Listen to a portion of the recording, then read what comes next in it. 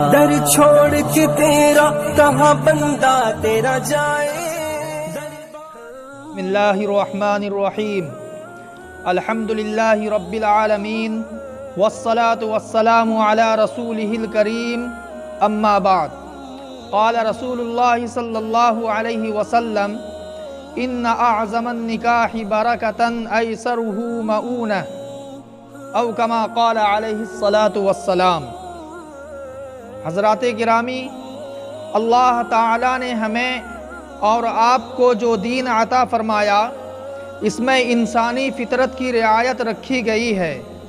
چونکہ جنسی خواہش بھی انسان کی فطرت کا ایک جذبہ ہے، لہٰذا اس کے تسکین کا بھی ایک حلال راستہ متعین فرمایا، جس کا نام نکاح ہے۔ پھر اس نکاح کو شریعت نے اتنا آسان کر دیا کہ اس میں کوئی پائی پیسے کا خرچ نہیں ہے، کسی تقریب کی ضرورت نہیں ہے، یہاں تک کہ مسجد جانا اور کسی سے نکاح پڑھوانا بھی شرط نہیں ہے، بلکہ نکاح کے لیے بس اتنی شرط ہے کہ میاں بیوی اور دو گواہ مجلس کے اندر موجود ہوں، اور اس مجلس میں دو گواہوں کے سامنے لڑکا یہ کہے کہ میں نے تم سے نکاح کیا، اور لڑکی جواب میں کہے کہ میں نے قبول کیا، بس نکاح ہو گیا۔ البتہ سنت یہ ہے کہ نکاح سے پہلے خطبہ پڑھ لیا جائے۔ اگر شوہر پڑھ سکتا ہے تو وہ خطبہ پڑھ لے، کسی کو بلانے کی ضرورت نہیں ہے۔ لیکن عام طور پر شوہر کو خطبہ نہیں آتا، اس لیے قاضی صاحب کو بلا کر خطبہ پڑھوایا جاتا ہے، اور اس کے ذریعہ ایجاب و قبول کرایا جاتا ہے، تاکہ سنت کے مطابق نکاح ہو جائے۔ ورنہ اسلام میں نکاح کے لیے نہ تو خطبہ پڑھنا شرط ہے، نہ مجلس میں جانا شرط ہے، نہ کسی قاضی سے نکاح پڑھوانا شرط ہے۔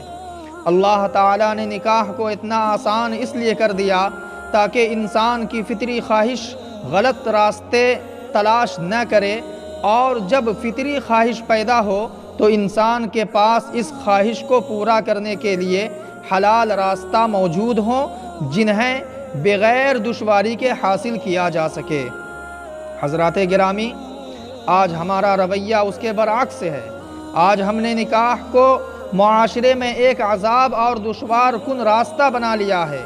آج کوئی شخص اس وقت تک شادی نہیں کر سکتا جب تک اس کے پاس ہزاروں اور لاکھوں روپے موجود نہ ہو، کیونکہ اس کو تقریب کے لیے پیسے چاہیے، مہندی کی رسم اور منگنی کی رسم کے لیے پیسے چاہیے، ویڈیوگرافر کے لیے پیسے چاہیے، زیور چاہیے، کپڑے چاہیے، عالی شان ولیمہ کی دعوت ہونی چاہیے۔ اس طرح نکاح کو اخراجات اور رسم و رواج نے اتنا جکڑ لیا ہے کہ نکاح ایک عذاب اور دشوار کن راستہ بن گیا ہے، جبکہ شریعت میں اس طرح کی کوئی پابندی نہیں ہے۔ حضرات گرامی، آئیے حدیث کے سمندر میں غوطہ زنی کیجیے۔ حدیث شریف میں آتا ہے کہ ایک مشہور صحابی حضرت عبد الرحمن ابن عوف رضی اللہ تعالی عنہ، جو عشرہ مبشرہ میں سے ہیں، ایک دن یہ مسجد نبوی میں نماز پڑھنے کے لیے آئے اور حضور اکرم صلی اللہ علیہ وسلم سے ملاقات ہوئی تو آپ نے دیکھا کہ ان کے کپڑے پر زرد رنگ کی خوشبو لگی ہوئی ہے۔ تو آپ صلی اللہ علیہ وسلم نے ان سے پوچھا کہ یہ تمہارے کپڑے پر زرد رنگ کیسے لگا؟ انہوں نے فرمایا: یا رسول اللہ صلی اللہ علیہ وسلم، میں نے ایک خاتون سے نکاح کیا ہے، اس نکاح کے وقت خوشبو لگائی تھی، یہ اس خوشبو کا نشان ہے۔ دیکھیے کہ نکاح کر لیا، اور اس نکاح کی تقریب میں حضور صلی اللہ علیہ وسلم کو بلایا تک نہیں۔ قربان جائیے فخر دو عالم صلی اللہ علیہ وسلم کی ذات گرامی پر کہ آپ کی پیشانی پر بل تک نہیں آیا، اور نہ آپ صلی اللہ علیہ وسلم نے یہ کہا کہ تم نے اکیلے نکاح کر لیا، ہمیں بلایا تک نہیں۔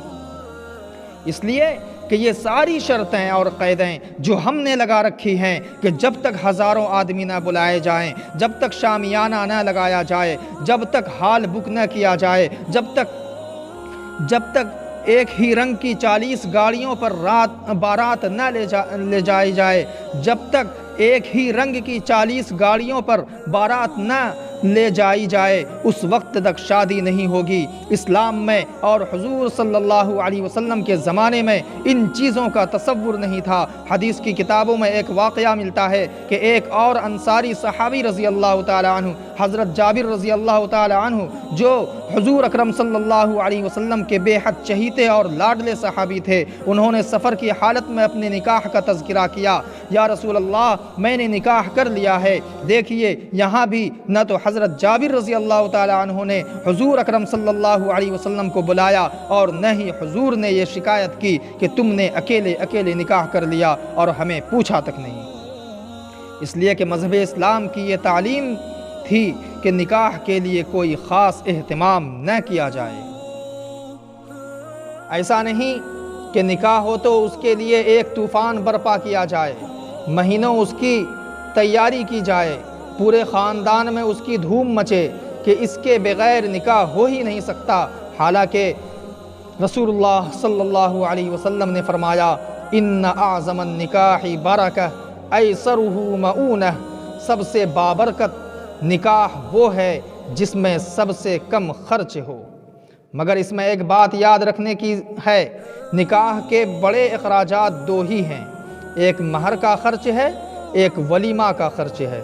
خاوند کے ذمہ یہی ہے کہ ولیمہ کرے اور مہر ادا کرے، اور یہ اتنے آسان بنا دیے کہ ولیمہ کے بارے میں تو فرمایا اولم ولو بشاتن، اگر کچھ بھی نہ ہو تو ایک بکری ذبح کر کے کھانا کھلا دو، بکری بھی نہ ہو تو جو میسر ہو وہی کھلا دو۔ ام حبیبہ رضی اللہ تعالی عنہ سے حضور اکرم صلی اللہ علیہ وسلم کی شادی ہوئی، گھر میں کچھ نہیں تھا کہ ولیمہ کرے۔ آپ صلی اللہ علیہ وسلم بیٹھے ہوئے تھے کہ کیا کھلاؤں، گھر میں تو فقر و فاقہ ہے۔ اسی وقت ایک شخص سے ہدیہ میں کچھ کھجوریں لے کر آیا اور ایک مٹکا لے کر آیا۔ آپ صلی اللہ علیہ وسلم نے گٹھلیاں نکلوا کے مٹکے میں ملوا کے چمڑے کے دسترخوان پہ ڈال دیا، حاضرین سے فرمایا کھاؤ، یہ ہمارا ولیمہ ہے۔ ذرا غور فرمائیے کس کا ولیمہ ہے؟ وہ ذات جس کے لیے ارض و سما کی تخلیق ہوئی، شجر و حجر، بحر و بر، شمس و قمر کا وجود ہوا، جن و انس کی تخلیق ہوئی، ایسی ذات گرامی کا ولیمہ کھجور سے ہو رہا ہے۔ اگر وہ چاہتے تو پہاڑ کو سونا بنا دیتے اور اللہ کے حکم سے زمین کے خزانے کو باہر نکال دیتے، پھر ایک عالی شان ولیمہ کراتے، لیکن ان تمام قدرت کے باوجود نہایت سادگی سے ولیمہ کرایا اور امت کو سبق دیا کہ اے لوگو، شادی اور ولیمہ کم خرچ میں کرو، نام و نمود، عزت و شہرت کو دفن کر کے نہایت سادگی سے شادی کے تمام کام کو انجام دو۔ ایک خرچ نکاح میں یہ تھا اتنا سادہ، اور ایک مہر کا خرچ ہے تو فرمایا گیا 10 درہم بھی اگر کسی کے پاس ہوں اور وہ نکاح کرنا چاہتا ہے تو اس کا نکاح ہو جائے گا، مہر کے لیے وافر مقدار میں رقم کی ضرورت نہیں ہے۔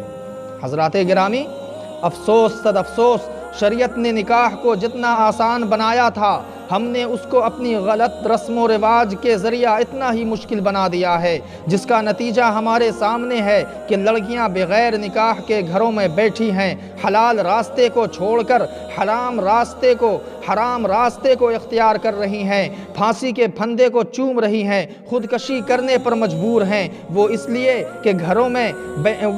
گھروں میں بیٹھی ہیں، وہ اس لیے حلال راستے کو چھوڑ کر حرام راستے کو اختیار کر رہی ہیں کہ ان کے والدین کے پاس عالی شان تقریب کو انجام دینے کے لیے پیسے نہیں ہے۔ یہ تمام رسومات ہم نے غیروں کی اختیار کر لیا ہے، اور حضور صلی اللہ علیہ وسلم نے جو نکاح کا طریقہ ہمارے لیے مقرر فرمایا تھا وہ ہم نے چھوڑ دیا، جس کا نتیجہ روز روشن کی طرح آیا ہے۔ اس لیے اللہ تعالیٰ سے دعا کریں کہ اللہ تعالیٰ ہمیں صحیح سمجھ اور ہم تمام لوگوں کو احکام اسلامیہ کے مطابق زندگی گزارنے والا بنائے، خصوصاً نکاح کے اندر جو غلط رسم و رواج ہے کلی طور پر اجتناب کرنے کی توفیق عطا فرمائے۔ آمین یا رب العالمین، وآخر دعوانا ان الحمد للہ رب العالمین۔